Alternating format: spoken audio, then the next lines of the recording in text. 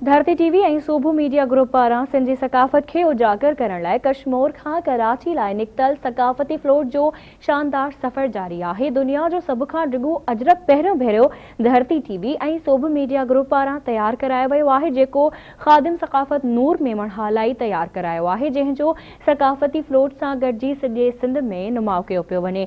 दुनिया जो सभ खां डिघो अजरक 150 मीटर डिघो ऐं 5 मीटर वेकरो आहे।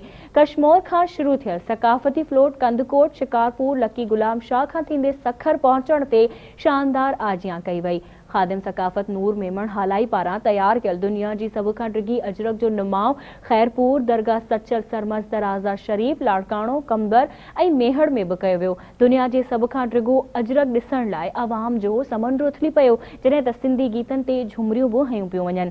सकाफ़ती फ्लोट दुनिया जे सभ खां डिघी अजरक जो सॼे सिंध में नुमाउ कंदो, जंहिं खां पोइ इहो अजरक 1 डिसंबर ते कराची प्रेस क्लब आॾो सिंधी मीडिया पारां रिथियल मरकज़ी सकाफ़ती तक़रीब जो हिसो थींदो।